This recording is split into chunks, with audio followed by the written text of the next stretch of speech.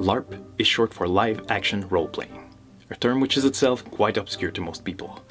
It's basically a group of people, often wearing costumes, pretending to be someone else. We've all done it as children when we played cops and robbers. It can be as simple as a handful of friends getting together for a murder mystery supper, or as complex as hundreds of people with buffer weapons and real medieval armors, staying in characters for many days, in specially constructed villages and fortresses, fighting great battles, and creating complex sociopolitical storylines that persist for years. It's an intriguing concept. Maybe someone should do a show about that.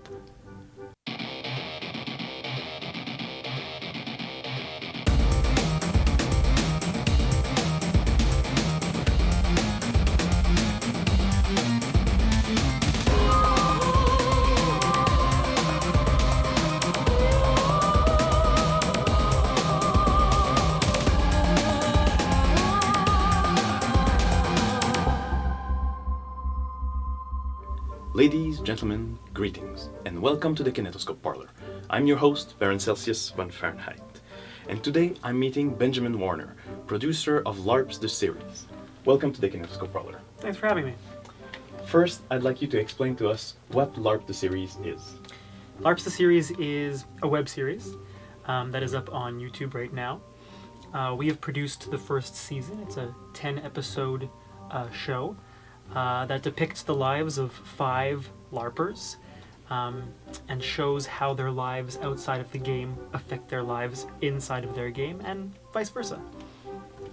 Can you tell us a little bit about the main characters? Sure.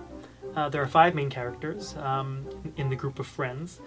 Arthur works in an office, and in the game he plays a rogue named Noctis. I am Noctis, Master Rogue.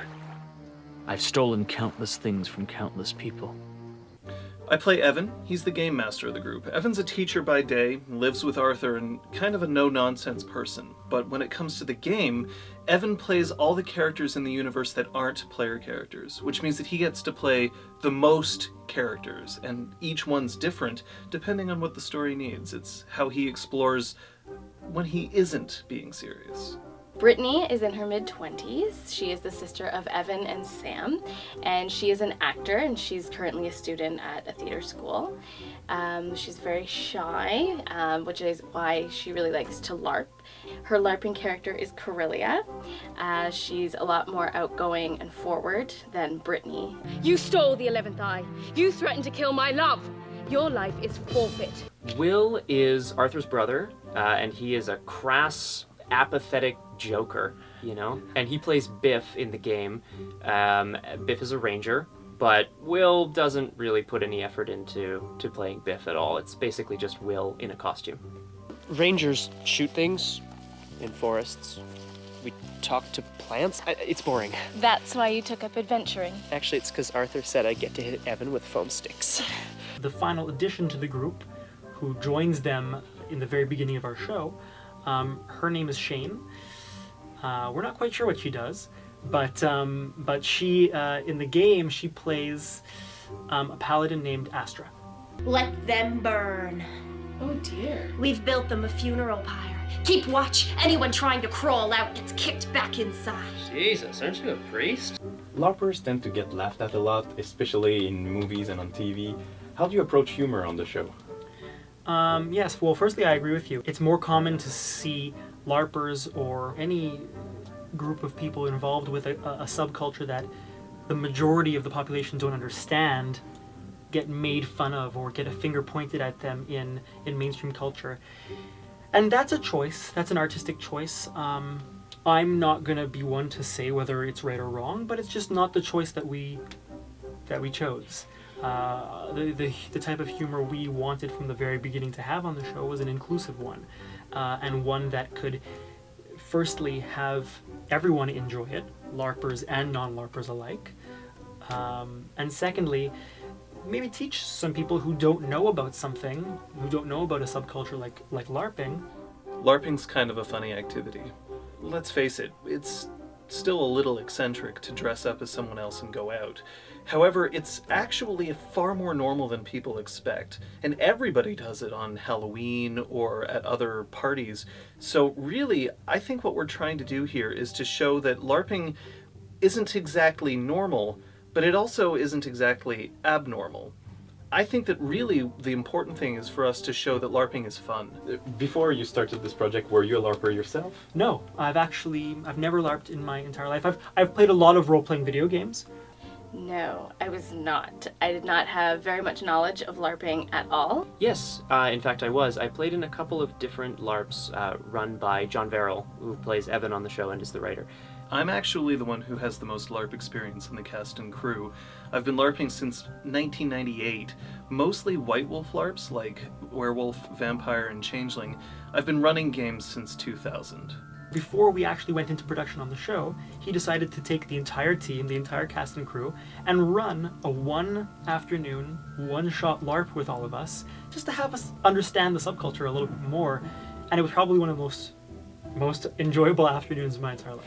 If I was with a group of friends, I think I could try it, but I'd probably be calling check every 2 minutes, so it definitely would be a small group. I haven't done any medieval fantasy themed like we see on the show, but I have participated in a few. They were a lot of fun. The show revolves mostly around a small, relatively close group of players, as opposed to the larger organized events with dozens or hundreds of players that are more common in medieval teams. Why exactly did you make that choice? You know, it's an interesting question and one that we get asked a lot. I'll start by just saying that from what I've learned, and I've learned a lot about LARPing and LARPs over the past couple of years working on this project, from what I've learned, there are so many different types of LARPs. Not only different, I guess, genres of LARP, steampunk or medieval or Norse, vampire, whatever. There are also so many different categories of LARPs in terms of, like you're asking, how many people are involved. There's two reasons. The first is financial.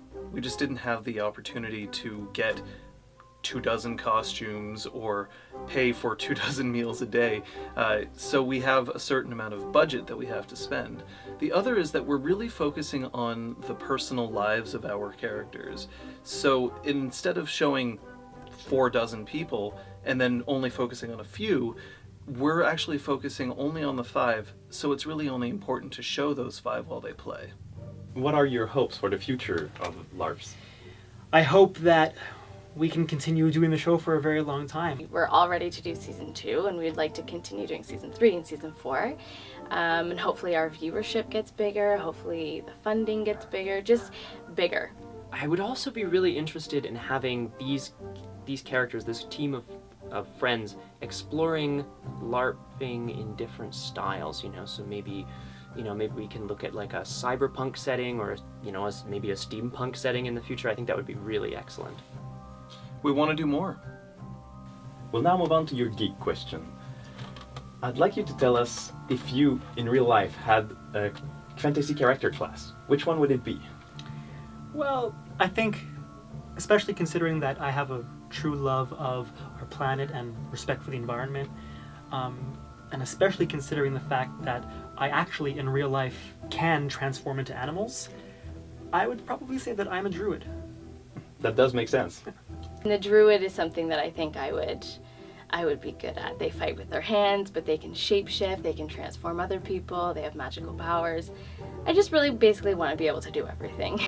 This is a very difficult question because I want to say sorcerer because the idea of having like inborn magic would be amazing, but I have to go with rogue because I love striking from the shadows. I love sort of hanging back and watching things unfold, and it's very cinematic in my mind, I can see just my eyes in a beam of light. It's very exciting. A rogue. I'm gonna go with rogue. I'm a storyteller at heart. I'd have to be a bard. Well, thank you very much for joining us. Thank you for having me. I hope the series is a great success. Thank you. That's all for today. I'm Baron Celsius Fahrenheit, telling you to stay weird and strongly advising you to go watch LARPs the series until we meet again at the Kinetoscope Parlour.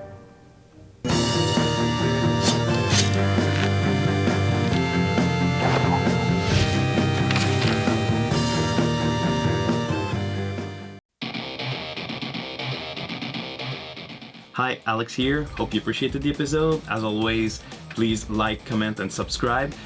And also, please share this video, especially if you are a LARPer. Share it with your LARPing community. These people do a wonderful job and they deserve to be known. And LARPers deserve a show like LARPs the series. I've been a LARPer for well over 10 years. And though I've played in very different LARPs from what they do, the smaller LARPs I've been to were about 30 people, and I've been to LARPs with upwards of 800 people. So it's very different from what they do on the show. But despite that, I think they really did the LARPers well in this. There's like 6 or 7 characters in the whole show that are LARPers, and I've met every one of these people while LARPing. I know people who are exactly like that, and that is something that's sorely missing from mainstream media that represents LARPing.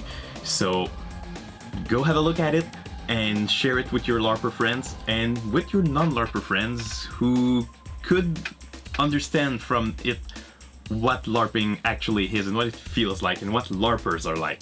So before I finish this, I just want to thank everyone involved in LARPs the series, both those that were in the episode and the other people I met. I met most of the crew, most of the cast and some of the crew, and they're all wonderful people and they do a wonderful job, and I hope they have their second season and more to come. So I'll see you next time when we go back to Steampunk.